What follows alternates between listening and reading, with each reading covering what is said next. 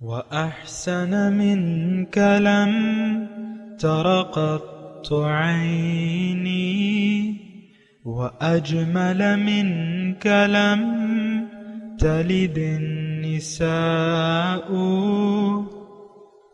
خلقت مبرأ من كل عيب، خلقت مبرأ من كل عيب، كأنك قد خلقت كما تشاء.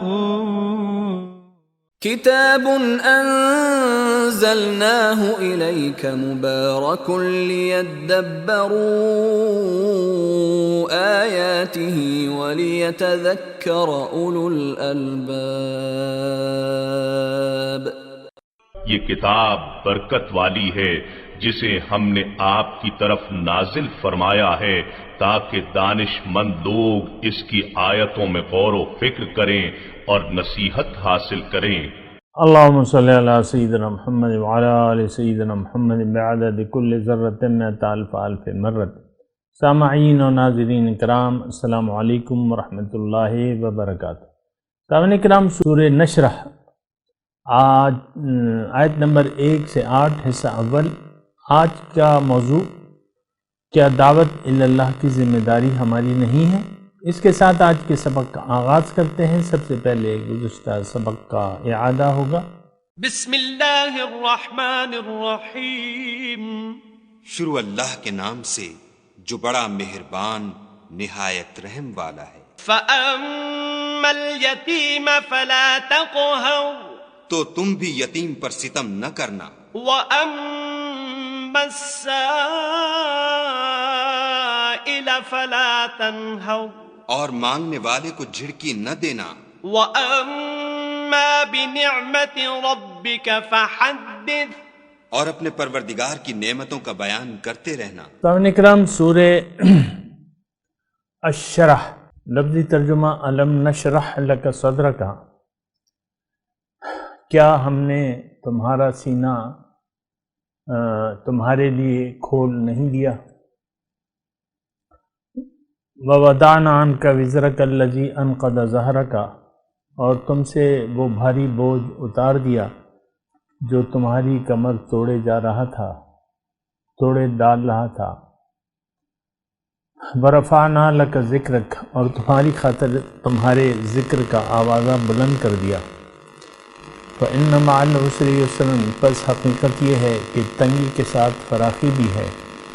بے شک تنگی کے ساتھ فراخی بھی ہے. فَإِذَا فَرَغْتَ فَانْصَبْ، جب تم فارغ ہو تو کھڑے ہو جاؤ. وَإِلَىٰ رَبِّكَ فَارْغَب، اور اپنے رب ہی کی طرف راغب ہو. سامعین اکرام، سورہ نشرح تو اس کا زمانِ نزول وہی ہے جو گزشتہ صورت کا تھا، سورہ ضحیٰ کا. اور یہ بات بھی نوٹ کر لیں کہ سورہ ضحیٰ کا یہ اور سورہ ضحیٰ تقریباً ایک ہی مضامین پر مشتمل ہے. مطلب یہ ہے کہ ایک ہی باب ہے، اس کی 2 فصل ہیں. پہلی فصل وہ تھی، یہ دوسری فصل ہے. اچھا، ایک بات سامنے کا ہم اور بھی نوٹ کر لیں جو گزشتہ سورہ ضحیٰ میں بھی میں نے بتائی تھی کہ اصل میں جو یعنی قرآن ہے یہ میرے لیے ہے اور آپ کے لیے ہے. اب اگر ان صورتوں کو جو بظاہر نبی اس میں فقط مخاطب ہیں، اگر ہم انہی کی طرف خاص کر دیں تو اس میں ہمارے لیے کوئی ہدایت باقی نہیں رہ جاتی. حالانکہ یہ بات نہیں ہے. اور گزشتہ صورت میں بھی میں نے آپ کو یہی بتایا تھا کہ قرآن دراصل میرے لیے ہے، پھر مومن کے لیے ہے. ہدی للمتقین، متقین کے لیے اس میں ہدایت ہے. اور دیکھیں، جہاں تک تعلق ہے مقامات کا، تو نبی کی معراج وہ امت کی معراج بھی ہے. اور انسان کو اللہ تعالیٰ نے معراج حاصل کرنے کے لیے پیدا کیا ہے. یہ بات اگرچہ ہماری یعنی عام گفتگو میں نہیں شامل، لیکن حقیقت یہی ہے کہ انسان کو اللہ تعالیٰ نے بلند درجے دینے کے لیے بلایا ہے، یعنی اونچے درجے دینے کے لیے، اور وہ اس کی میں وضاحت کرتے رہتا ہوں کہ ہماری منزل جو ہے وہ ہمارا رب ہے۔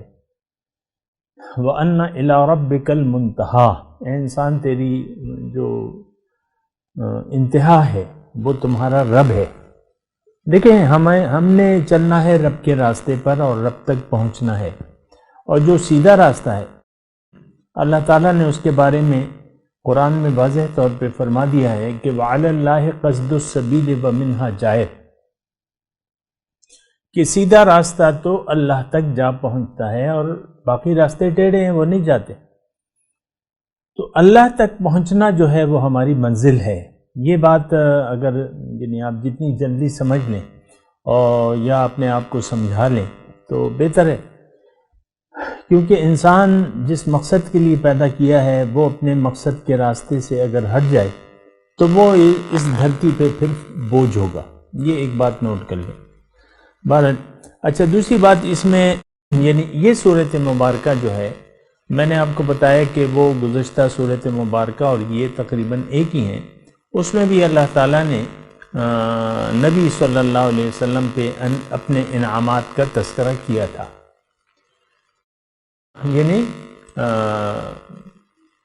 سورہ ضحیٰ میں أَلَمْ يَجِدْكَ يَتِيمًا فَآوَىٰ وَوَجَدَكَ ضَالًّا فَهَدَىٰ وَوَجَدَكَ عَائِلًا فَأَغْنَىٰ وَلَسَوْفَ يُعْطِيكَ رَبُّكَ فَتَرْضَىٰ وَلَلْآخِرَةُ خَيْرٌ لَكَ مِنَ الْأُولَىٰ مَا وَدَّعَكَ رَبُّكَ وَمَا قَلَىٰ۔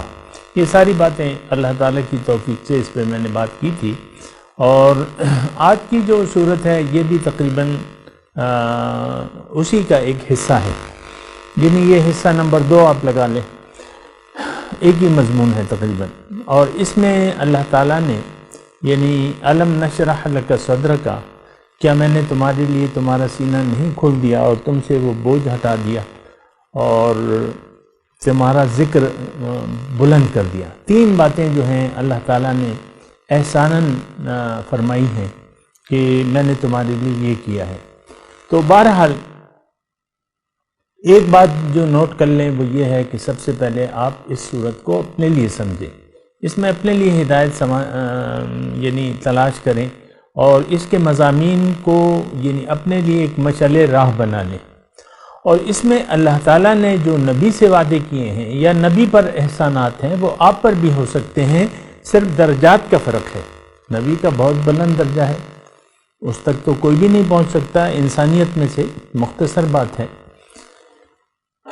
بعد از خدا بزرگ تو یہ قصہ مختصر، نبی کے درجے تک پہنچنا محال ہے، نہیں پہنچ سکتا، لیکن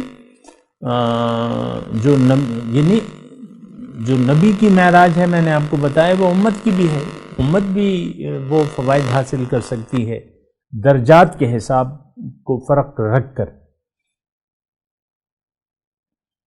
اور درجات کا فرق رکھنا تو یہ بہت زیادہ ضروری ہے۔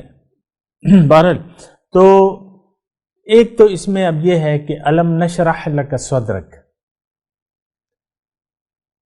یعنی اس میں 3 مضامین ہیں بنیادی طور پہ، یعنی نبی صلی اللہ علیہ وسلم کے ساتھ مطلب وہ تو بدرجہ اتم ہیں، وہ تو اپنی جگہ ہیں، لیکن بات یہ ہے کہ اگر انسان، سب سے پہلے ہم اس پہ شرح صدر پہ بات کرتے ہیں کہ کیا میں نے تمہارا سینہ تمہارے لیے کھول نہیں دیا؟ تو جس طرح نبی کا کھولا ہے اسی طرح نبی کے امتی کا بھی اللہ تعالیٰ کھول لیتا ہے۔ شرح صدر اسے کہتے ہیں، یعنی ہماری قرآن کی زبان میں ایک یعنی یہ شرح صدر ہے کیا، اور اس کی کیا حدود اور قیود ہیں، اور یہ کس طریقے سے ہوتا ہے، اور کس کا سینہ اللہ تعالیٰ کھول دیتا ہے۔ دیکھیں اللہ تعالیٰ قرآن میں دوسری جگہ ہے افمن شرح اللہ صدرہ للاسلام وهو على نور من ربه فویل للقاسیۃ قلوبهم عن ذکر اللہ، اور کما قال ایسی آیت ہے افمن شرح اللہ صدرہ، کیا بھلا وہ شخص جس کا سینہ اللہ تعالیٰ نے اسلام کے لیے کھول دیا ہے، اب وہ رب کی طرف سے ایک نور پہ ہے، پھر دوسری جگہ آیت ہے کہ فمن یرید اللہ خیرن یشرح صدرہ للاسلام، قرآن میں دوسری جگہ ہے اس یعنی او کما قال اللہ تعالی فی القرآن المجید، اس سے یعنی اسی طرح کی آیت ہے۔ مفہوم اس کا یہ ہے کہ جس کے بارے میں اللہ تعالیٰ بھلائی کا ارادہ کرتا ہے تو اس کا سینہ اسلام کے لیے کھول دیتا ہے۔ فمن یرید اللہ ان یہدیہ یشرح صدرہ للاسلام، مجھے آیت پوری طرح یاد نہیں ہے لیکن مفہوم اس کا یہ ہے کہ اللہ تعالیٰ جس کو ہدایت دینے کا ارادہ کرتا ہے اس کے لیے اس کا سینہ اسلام کے لیے کھول دیتا ہے۔ اور پھر میں نے آپ کو جو دوسری آیت سنائی تھی وہ کہ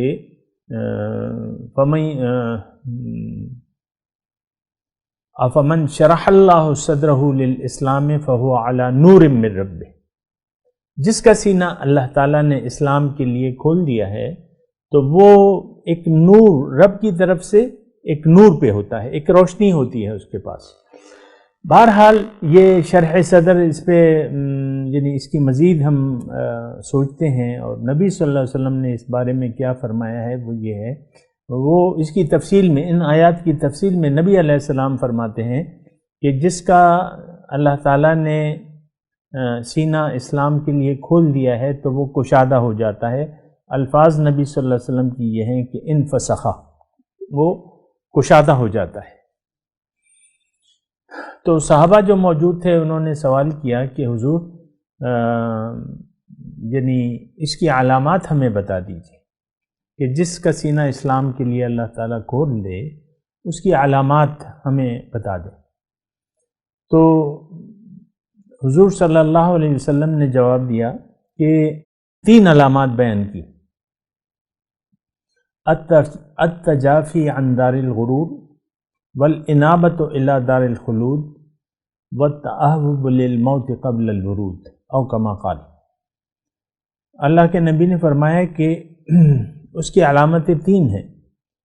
التجافی عن دار الغرور، وہ شخص جو ہے جس کا سینہ اللہ تعالیٰ نے اسلام کے لیے کھول دیا ہے تو وہ دار الغرور یعنی دھوکے کے گھر سے پہلو تہی کرے گا، یعنی اس کی طرف متوجہ نہیں ہوگا، اس کی جو بھی ہے یعنی دنیا اور ما فیہا سے اس کی توجہ ہٹ جائے گی۔ التجافی عن دار الغرور، جو دھوکے کا گھر ہے اس سے توجہ ہٹ جائے گی، والانابۃ الی دار الخلود، اور دوسری بات یہ ہے کہ وہ ہمیشگی کے گھر کی طرف انابت یعنی متوجہ ہو جائے گا، اس کی کامیابی کے بارے میں سوچے گا کیونکہ وہاں اس نے ہمیشہ کے لیے رہنا ہے۔ اور تیسری بات جو ہے وہ تیسری علامت یہ بیان فرمائی کہ وہ موت سے پہلے موت کے لیے تیار ہوگا، قبل الورود، موت کے آنے سے پہلے وہ اپنی تیاری اس کی ہر وقت مکمل ہوگی، جیسے کہ اللہ تعالیٰ نے قرآن مجید میں ارشاد فرمایا ہے کہ وَلَا تَمُوتُنَّ إِلَّا وَأَنْتُمْ مُسْلِمُونَ، تم ہر وقت موت کے لیے تیار رہو، کسی وقت بھی موت آ سکتی ہے۔ تو بہرحال یہ شرح صدر ہوتا ہے۔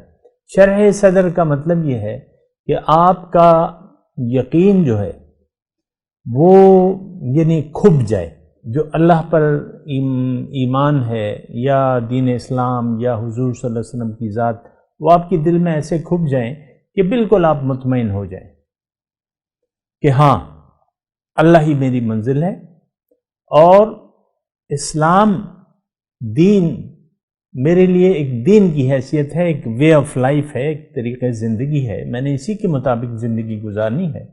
پھر حضور صلی اللہ علیہ وسلم کے اسوہ حسنہ کے بارے میں یہ بات آپ کے دل میں کھب جائے کہ خیر الہدی ہدی محمد صلی اللہ علیہ وسلم، بہترین طریقہ ہے، اور وہی ایک طریقہ ہے جو آپ کو فرش سے لے کر عرش تک لے جاتا ہے۔ یہ آپ کا ایک یقین ہو جائے، یعنی آپ یہ کیفیت ہو جائے کہ سر تسلیم خم ہے جو مزاج یار میں آئے، اللہ کے فیصلے پر آپ راضی ہو جاتے ہیں، اور اللہ ہی کے فیصلے فیصلوں کے مطابق آپ زندگی گزارتے ہیں رسول کے طریقے کے مطابق، اور اللہ تعالیٰ یعنی اللہ کے جو فیصلہ ہے تو یعنی اللہ کا فیصلہ کیا ہے آپ کے بارے میں یہ بھی تو ذرا سوچیں نا. اللہ کا فیصلہ یہ ہے آپ کی پیدائش سے کہ وہ آپ کو اپنی طرف بلا رہا ہے، اپنے دربار میں بلا رہا ہے، اپنی ملاقات کے لیے بلا رہا ہے، اپنے دیدار کے لیے بلا. یہ اللہ کا فیصلہ ہے، نوٹ کر لیں. ہم تو ادھر ادھر ٹامک ٹوئیاں مار رہے ہیں دنیا کی زندگی میں، بات وہ نہیں ہے. دنیا ہماری نہ منزل ہے نہ منزل بن سکتی ہے. کوئی چیز بھی آپ دنیا سے لے جا نہیں سکتے، یہ بات نوٹ کر لیں. بہرحال شرح صدر کے لیے آپ نے کوشش کرنی ہوگی کہ آپ کا سینہ اسلام کے لیے اللہ تعالیٰ کھول دے، لیکن اس کا ایک لگا بندہ طریقہ کار ہے سامنے کرام. یہ نہیں کہ آپ کوشش نہ کریں اور دعاؤں میں لگ جائیں کہ اللہ میرا سینہ اسلام کے لیے کھول دے اور یہ کر دے اور وہ کر دے اور وہ نور داخل کر دے. یہ نور آپ نے خود کمانا ہے. جو نور شرح صدر کے ذریعے آپ کے دل میں آنا ہے وہ آپ کی کمائی کے ذریعے آئے گا. یہ بات نوٹ کر لیں. جیسا کہ میں اللہ تعالیٰ کی توفیق سے آپ کو قرآن سے یہ بات دلیل سے دوں کہ جب قرآن میں تذکرہ ہے اس نور کا، یسعى نورهم بین ایدیہم و بایمانہم، اور یعنی قیامت کے دن جب پل صراط سے گزریں گے تو آگے مومن ہوں گے، پیچھے منافق ہوں گے. تو یعنی اس کا آیات کا میں مفہوم بیان کر رہا ہوں. تو منافق مومنوں کو پکاریں گے، انظرونا نقتبس من نورکم، بھائی الم نکم معکم، کیا ہم تمہارے ساتھ نہیں تھے؟ تھوڑا سا ہمیں پیچھے دیکھو، ہم یہاں تو اندھیرا ہے. اللہ تعالیٰ نے قرآن میں ارشاد فرمایا ہے کہ اس دن مومنوں کا نور ان کے آگے اور دائیں جانب دوڑا چلا جائے گا. نورہم یسعى بین ایدیہم و بایمانہم. تو پھر جو پیچھے منافق ہوں گے تو وہ تو اندھیرے میں ہوں گے، تو وہ مومنوں کو آواز دیں گے کہ انظرونا نقتبس من نورکم. تو پھر ان سے کہا جائے گا کہ قیل ارجعوا وراءکم فالتمسوا نورا، واپس لوٹ جاؤ، یہ نور تو ہم دنیا سے لائے ہیں، تم دنیا میں واپس لوٹ جاؤ، وہاں پہ نور اپنے لیے کما کے لے آؤ. تو اس میں نقطہ یہ ہے کہ یہ نور جناب یہاں کمایا جاتا ہے اور اس کے لیے کوشش کرنی ہوگی. کوشش اگر آپ مجھ سے پوچھیں کہ وہ کوشش ہم کیسے کریں گے، دیکھیں کوشش تو اصل میں ہوتی ہے اللہ کے راستے میں. اللہ کو منزل بنا کے اللہ کے راستے میں جب انسان زندگی کی منزلیں طے کرتا رہتا ہے تو دراصل یہ اللہ کا راستہ ہے. یہ دنیا کیا ہے یا زندگی کیا ہے؟ یہ اللہ کے ملاقات کی تیاری کی جگہ ہے. اور اللہ کی ملاقات کی تیاری کیسے ہوگی؟ آپ اللہ تک رسائی کیسے حاصل کریں گے؟ تو اس کا طریقہ تو صاف ہے، آسان ہے کہ آپ اللہ کو منزل بنا کے اس کے راستے پر چل پڑیں. اللہ کا راستہ قرآن بتاتا ہے، دین اسلام مختصر طور پہ، اور پھر اسوہ محمدی کی پیروی ہے. یہ مختصر میں نے آپ کو بتا دیا. تو اگر آپ اللہ کو منزل بنا لیں سوچ سمجھ کے کہ اللہ ہی میری منزل ہے، اور انی وجہت وجہی للذی فطر السماوات والارض حنیفا وما انا من المشرکین، یہ اگر آپ کہہ دیں اور اپنے موت اور زندگی اور تمام معاملات اللہ کے لیے کریں، جیسے کہ آیت مبارکہ ہے نا کہ ان صلاتی و نسکی و محیای و مماتی للہ رب العالمین. تو پھر یہ ہے کہ جب آپ اس راستے میں جدوجہد کریں گے حکم الہی کے تحت کہ وجاہدوا فی سبیلہ لعلکم تفلحون، اس کے راستے میں محنت کرو، تو اس محنت کے ذریعے جو ہے آپ کا دل جو ہے وہ نورانی ہوتا چلا جائے گا. اب آپ اندھیروں سے نکل کے، یعنی آپ مسافر ہیں نور کے، روشنی کے، طالب ہیں نور کے، روشنی کے. جب آپ سفر اپنا اللہ تعالیٰ کی طرف شروع کرتے ہیں، اللہ تعالیٰ کے راستے پر چلتے ہیں، تو یہ ایک نورانی سفر ہے سامعین کرام، یہ بات نوٹ کر لیں. تو جب نورانی سفر پہ آپ نکلتے ہیں تو وہ نور بڑھتا رہتا ہے، آپ نور کے دائرے میں مسلسل داخل ہوتے رہتے ہیں. اگرچہ ظاہری طور پہ تو آپ کو اس کا احساس نہیں ہوگا، لیکن دل کی کیفیات جو ہے وہ آپ کو بتائیں گی کہ ہاں جس راستے پر میں چل رہا ہوں یا چل رہی ہوں وہ راستہ سیدھا راستہ ہے۔ تو اس طریقے سے پھر آپ شرح صدر یعنی آپ کا سینہ آہستہ آہستہ کھلتا چلا جائے گا، یعنی ایک راستے پر چلیں گی آپ کی سمجھ میں آتی رہے گی کہ بھئی ہاں یہ راستہ سیدھا ہے اور یہی صحیح راستہ ہے، تو آہستہ آہستہ وہ سینہ جو ہے کھلتا چلا جائے گا، اور وہ نور جو ہے وہ آپ کے لیے یعنی وہ سینے میں آپ کے داخل ہوتا رہے گا، اور یہ تمام معاملات ایک رہنما کی رہنمائی میں آپ نے طے کرنے ہیں۔ اکیلے انسان ایسا نہیں کر سکتا، یعنی یہ منزل نہیں حاصل کر سکتا، انسان کی ہدایت انسان ہی کے ذریعے ہوگی، یہ بات نوٹ کر لیں۔ بہرحال الم نشرح لک صدرک، تو انسان جب اللہ کے راستے پر چلنے کا فیصلہ کر لیتا ہے تو اللہ تعالیٰ اس کا سینہ ایک مقام ایسا آتا ہے، میں نے تو آپ کو کہا آہستہ آہستہ جو ہے، ظاہر ہے کہ ایک نورانی راستہ ہے، اللہ منزل ہے، تو آہستہ آہستہ آپ نورانی دائرے میں داخل ہوتے رہیں گے، یہاں تک کہ ایسا مقام آئے گا کہ آپ کا سینہ اللہ تعالیٰ اسلام کے لیے کھول دے گا۔ یعنی یہ ایک قدرتی چیز ہے، یہ نہیں ہے کہ آپ دعائیں کریں اور کام نہ کریں اور جد و جہد نہ کریں اور بس وہ آپ کا شرح صدر ہو جائے، ایسا نہیں ہوتا، یہ طریقہ کار نہیں ہے اللہ تعالیٰ کا۔ اور میں تھوڑی سی اور بھی آپ کو بات یہ کھول دوں کہ یا ایھا الانسان انک کادح الی ربک کدحا فملاقی، اے انسان تم خوب محنت کرتے ہو اپنے رب کے راستے میں، رب کو منزل بنا کے اس کے راستے میں خوب جدوجہد کرتے ہو، محنت کرتے ہو۔ اب اگر تم محنت ایسی کرو گے، خوب مشقت اٹھاؤ گے، تو تمہاری ملاقات پھر اس سے ہو جائے گی، فملاقی، یہ طریقہ کار ہے سامنے کا۔ اچھا، تو شرح صدر، اب رسول کی تو اپنی ایک شان تھی اور ان کا شرح صدر کا کیا کہنا، ہم تو اپنے لیے اس آیات میں حکمتیں اور ہدایت تلاش کر رہے ہیں۔ پھر اس میں یہ ہے کہ وَوَضَعْنَا عَنْكَ وِزْرَكَ الَّذِي أَنْقَضَ ظَهْرَكَ، اللہ تعالیٰ فرماتا ہے کہ میں نے تم سے وہ بوجھ، بھاری بوجھ اتار دیا جس نے تمہاری کمر، جو تمہاری کمر توڑے ڈال رہا تھا۔ دیکھیں یہ کیا بوجھ ہے ہمارے لیے، رسول کی تو اپنی ایک شان تھی اور ان کا مطلب ظاہر ہے کہ ان کی ذمہ داریاں بھی زیادہ تھیں اور وہ رحمت للعالمین تھے، ان کا وما ارسلناک الا کافۃ للناس بشیرا ونذیرا، تمام انسانیت کے لیے، لیکن جہاں وہ یعنی انسانیت کے لیے ایک رہبر تھے، رہنما تھے، تو یہ آپ بات ضرور سوچیں کہ ان کے بعد ان کی ڈیوٹی کون کرے گا، یہ بھی تو سوچنے کا مقام ہے نا۔ یعنی حضور کی یعنی ڈیوٹی تو تھی، لیکن ان کے بعد مخلوق کو فائدہ کون پہنچائے گا، یہ آپ ذرا سوچیں اس بات پہ۔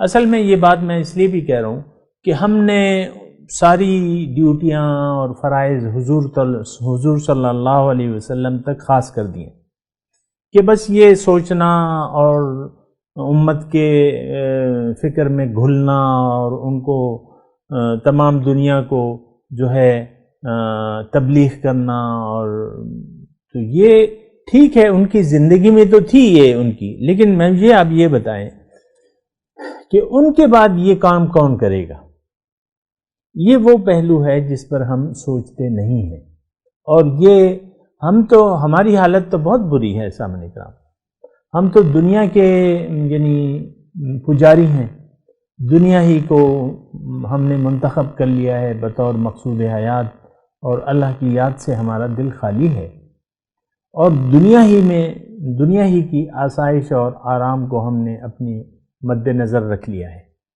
تو یہ بات بھی تھوڑی سی آپ کو سوچنی ہوگی، مجھے بھی سوچنی ہوگی کہ حضور صلی اللہ علیہ وسلم کے بعد جو ہے ان کی ڈیوٹی کون کرے گا، یہ تو قرآن میں واضح طور پہ اللہ تعالیٰ نے بھی بتایا اور نبی نے بھی بتایا. لَتَأْمُرُنَّ بِالْمَعْرُوفِ وَلَتَنْهَوُنَّ عَنِ الْمُنْكَرِ، ضرور تم نیکی کا حکم دو گے اور برائی سے روکو گے لوگوں کو. اللہ تعالیٰ نے قرآن میں فرمایا ارشاد کہ کنتم خیر امت اخرجت للناس، تم ایک بہترین امت ہو، تمہیں اللہ نے لوگوں کے لیے بنایا ہے، اور لوگوں تمام لوگوں کی. اخرجت للناس تأمرون بالمعروف وتنہون عن المنکر، نیکی کا حکم اور حکم دینا اور برائی سے روکنا یہ اب ہماری ذمہ داری ہے سامنے کرنا. قرآن میں واضح طور پہ لکھا ہوا ہے. اور ہر شخص اپنی جگہ جو ہے وہ حضور صلی اللہ علیہ وسلم کا امتی ہے. جو سچا امتی ہے وہ کبھی یہ نہیں سوچے گا کہ بھئی میرے ذمے صرف میری ذات ہے. نہیں، آپ کے ذمے نہ صرف سب سے پہلے اپنی ذات ہے بے شک، لیکن اس کے بعد آپ کو اپنے نبی کی امت کا بھی کی غمخواری کرنی ہے، ان کو بھی آگ سے بچانا ہے. جیسے کہ اللہ تعالیٰ نے قرآن میں ہمیں فرمایا کہ قو انفسکم و اہلیکم نارا، اے لوگو اپنے آپ کو آگ سے بچا لو اور اپنے گھر والوں کو بھی بچا لو. اور بھی جو آیت میں نے آپ کو پیش کی اس میں گھر والوں کا کے علاوہ تمام لوگوں کا تذکرہ ہے. کنتم خیر امت اخرجت للناس، لوگوں میں نے تمہیں تمام لوگوں کے لیے بنایا ہے. کون کرے گا آخر یہ بات؟ آپ یعنی ہم تو اس بات کو نہ تو سوچنے کے لیے تیار ہیں، اور ہمارا قبلہ اور کعبہ تو مختلف ہے. اللہ نہیں ہے ہماری منزل، نہ ہم اللہ کو اپنی منزل بنانا چاہتے ہیں. یہ انتہائی نقصان دہ بات ہے. اللہ کو تو کوئی پرواہ نہیں ہے کہ کون اس کی بندگی کرتا ہے یا نہیں کرتا، کون تبلیغ کرتا ہے یا نہیں کرتا، لیکن ذمہ داریاں تو ہیں ہماری. آپ مجھے بتائیے کہ یہ کون کرے گا کام؟ یہ تو امت کی ذمہ داری ہے، میری ذمہ داری ہے، آپ کی ذمہ داری ہے. آپ کی یہ ذمہ داری ہرگز نہیں ہے کہ ایک کان سے سن کے دوسرے کان سے وہ بات نکال لیں. یہ ایک بہت تکلیف دہ بات ہے، اور دیکھیں نقصان اس کا آپ کو خود اٹھانا پڑے گا. یہ بات نوٹ کر لیں. یعنی اللہ نے بتا دیا کہ کیا کرنا ہے تمہیں، رسول نے بتا دیا کہ کیا کرنا ہے، میں نے بتا دیا قرآن کی اور رسول کی باتوں کو میں نے آپ کو بتا دیا. میری ذمہ داری تو ختم ہو گئی. میں نے تو جو کرنا ہے وہ تو میں کروں گا مثال کے طور پہ، لیکن میری آواز اگر آپ تک پہنچے اور آپ اس آواز کو ایک کان سے سن کر دوسرے کان سے نکال لیں اور اس میں اپنی ذمہ داری محسوس ہی نہ کریں، یہ بہت آپ کے لیے نقصان دہ بات ہے. آپ کے لیے نقصان دہ ہے، آپ کو اس کا نقصان ہوگا اور ہر طریقے سے ہوگا. یہ بات نوٹ کر لیں. بہرحال میں تلاوت کرتا ہوں سامعین کرام، میرے ساتھ دہرائیے. اعوذ باللہ من الشیطان الرجیم، بسم اللہ الرحمن الرحیم. الم نشرح لک صدرک ووضعنا عنک وزرک الذی انقض ظہرک ورفعنا لک ذکرک وَإِنَّ مَعَ الْعُسْرِ يُسْرًا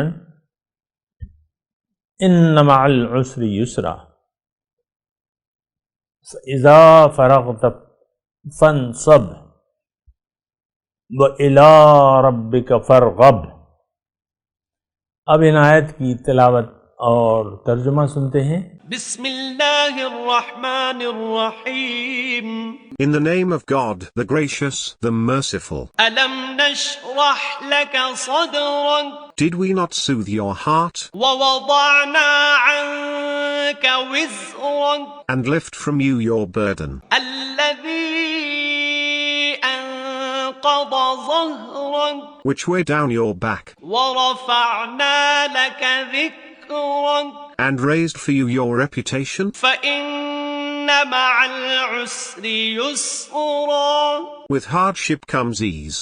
إِنَّ مع العسر يسرا. With hardship comes ease. فإذا فرغت فانصب. When your work is done, turn to devotion. وإلى ربك فارغب. And to your Lord turn for everything. اس کے ساتھ ہی آج کے درس کا وقت اختتام کو پہنچا. انشاءاللہ اگلے درس میں پھر ملاقات ہوگی. وآخر دعوانا ان الحمد للہ رب العالمین. والسلام علیکم ورحمۃ اللہ وبرکاتہ.